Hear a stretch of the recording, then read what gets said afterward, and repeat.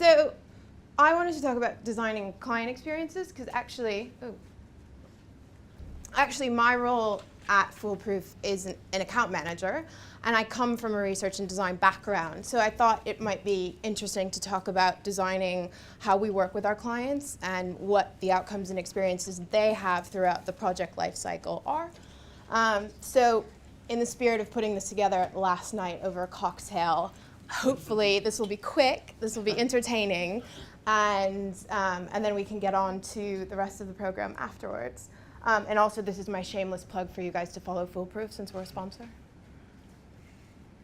So everyone's talking about in this conference that service design is the next big thing. It's reinventing itself. So service design is the new black, right? So how are we actually redesigning roles within the agency? Because lots of agencies, I come from LBI, from working at Profero, from working at very large commercial businesses. And so you sort of have these silos of account management, design, development, so on and so forth. So how are we actually changing the way that we work in agencies? How are we becoming a bit more multidisciplinary? So the typical thing that you think of when I say account manager is that guy, right? So he's the guy who's writing a scope of work for you, who's sharing the rate card with the client. Maybe he's taking the client out to drinks while you're slaving back at the office. But actually, who should have that role? Is it the designer? Is it the user experience architect? Actually, is it the entire project team or program team that's working on redesigning a service for a client, right?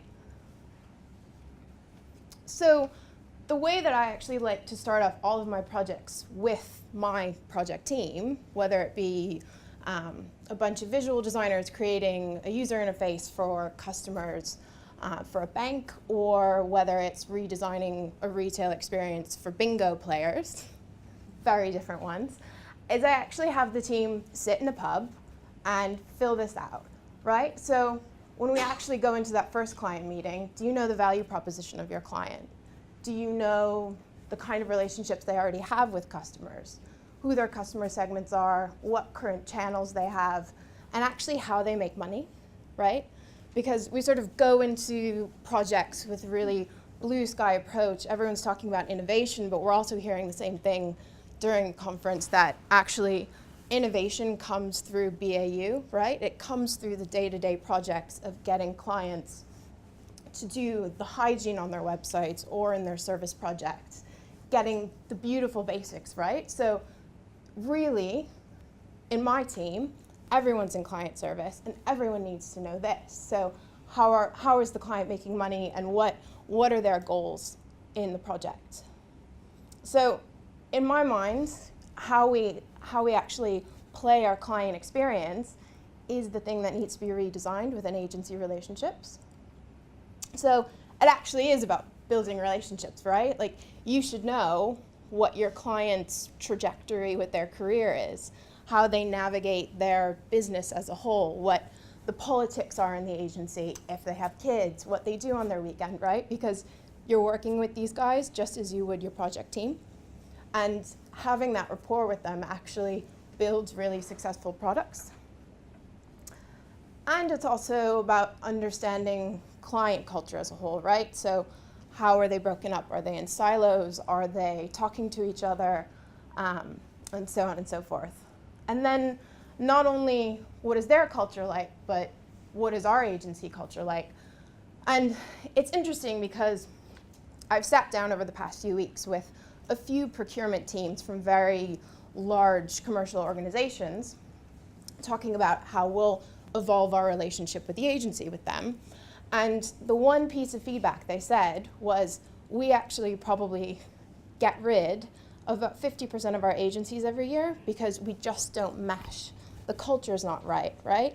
So thinking about how you take your client through the experience of a project is actually one of the most important things you can do. And with that, obviously the work that you will create is going to be amazing. So we've heard this over and over again, culture eats strategy for breakfast. So if your agency culture is shit and your client culture is shit, what's going to happen? What are you going to make? put shit in, you get shit out, right? Sorry, it's an American thing, we have to swear. So when we're thinking about client pain points, actually, since you guys have created client journey maps, what are some of the pain points that you've outlined with clients? Yell them out. No? Expectations, yeah? When you don't answer emails, okay. What else? Hour and a half on the phone. Over delivery, lots of conversations, right. So client expectations, my boss won't give me budget, I can't get that PO in time. I actually didn't read that report because it was 500 pages, and it's kind of like thinking about the way that we work with clients, just like we heard about yesterday with banking, right? If you're sending a customer an 80-page document, are they going to read it? Do they care? And so how can we actually mitigate these pain points through really clever, almost client hacks, right? To get through that working day, to actually get some time with them, to actually be able to make decisions. So if you're actually on the phone all the time with your client, maybe they should just work out of your office, no? That can be dangerous. And then it's understanding politics as well. So how do you actually navigate the field to get your project through, right? Because you might have a brilliant strategy for a new service design project or a new interface that you want to design for customers. But if you can't get through marketing or the digital team or the retail team, or the retail team and the digital team are at each other's necks about who's actually bringing in the most revenue in the company, then how are you going to get past that to build something really amazing, right? So mapping out that with your client after you've built a great relationship with them, you can actually figure out ways to bypass that. Even something as small as, instead of putting your own agency branding on a presentation that you're sending across and putting the client's branding on it and putting that stakeholder's name on it, sending it around to the senior stakeholders saying, actually, we did this with our agency, let's send it around and see what people think, is an interesting way to sort of present that and get internal feedback and buy-in. Another thing is jargon, but we'll talk about that later, or not. And again, talking about deliverables as well. So we worked on a project with a travel company, and they came in and they said, well, we need to design a new search, sort, and filter, right? And we need 100 pages of requirements, documentation, we need annotations, the whole 9 yards. We don't want to sketch anything. We just want to build it and then put it up on the web and see what happens, right? That's cool. That's how we build things nowadays.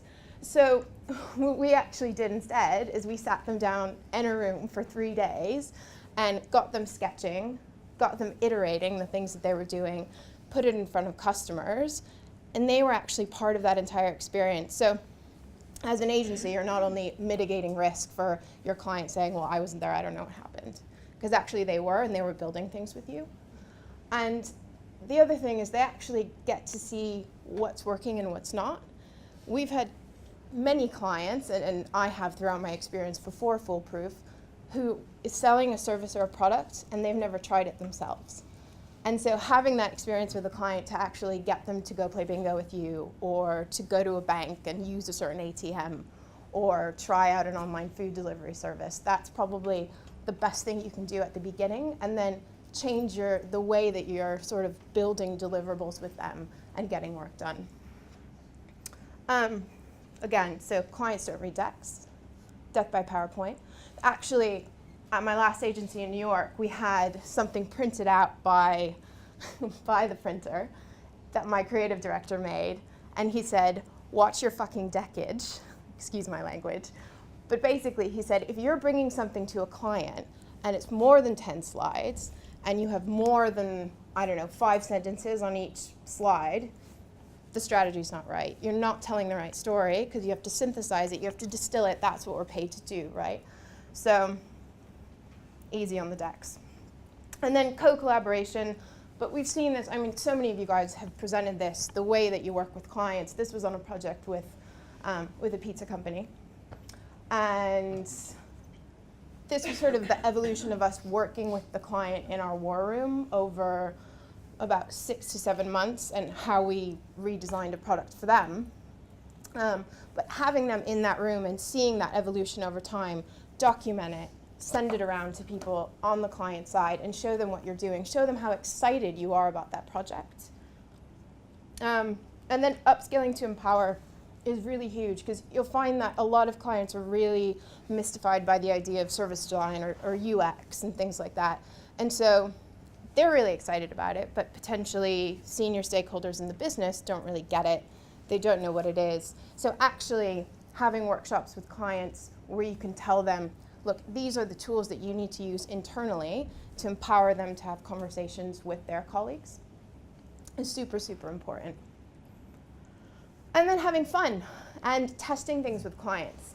One of our clients wanted to understand how people reacted to wearable tech, and actually it was kind of expensive and difficult to get Google Glass, so we 3D printed them and walked around East London for a while. We went to the post office, we went to a gym, we hung around a ladies' locker room. Actually, my colleague Lauren was in the back filming me. We got kicked out. We also got yelled at by a woman with school children down the road. We got so many really interesting reactions that we could then carry over to projects. So even getting someone who isn't a designer, maybe getting an account manager involved in a project like that, so that they can then go back to clients and say, actually, we involve everyone across the business in really interesting things like that, and just doing stuff like that with clients as well. So I'll leave you with this question: how will you design your next client experience? How can you incorporate fun? How can you navigate the politics and the playing field to actually take that business as usual work that you're doing constantly with them and then take it to the next level of innovation? Because if you hack that client relationship, you can then get better work done, right? So that's it.